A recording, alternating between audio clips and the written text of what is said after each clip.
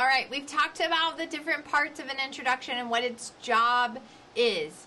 The first one is maybe the most important because you only get one chance to have a good opening line. So I want to give you some different types of attention getters, but specifically I want you to see or hear what those sound like. So first, you could share a quote. If I'm speaking at a Mother's Day event, right, I may open with, Mother Teresa once said, if you want to change the world, go home and love your family, right? So then that's going to lead into what I'm going to talk about.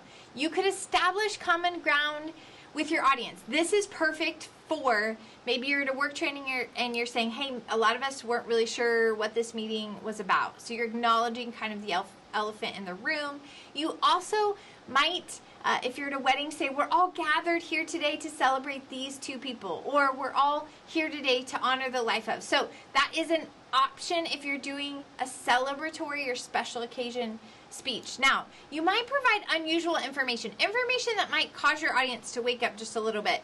I love this statistic. It's from the American Cancer Society, but according to the American Cancer Society, 1 in 3 women will have some form of cancer in their lifetime. It's a sobering statistic that might get your audience to go, I think this might be important for me to listen. All right, you could ask a provocative question. What if I told you that the water you're drinking is contaminated? Bill Gates did a version of this in maybe one of the most famous TED Talks of all time.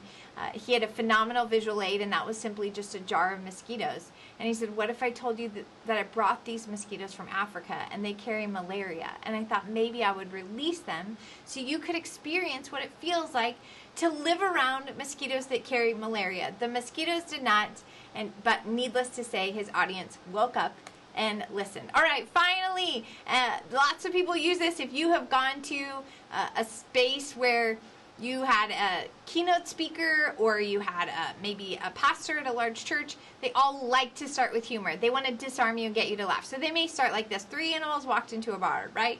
Or a horse walks into a bar and the bartender says, why the long face, right? It's a bad joke, but the example stands. Humor is helpful.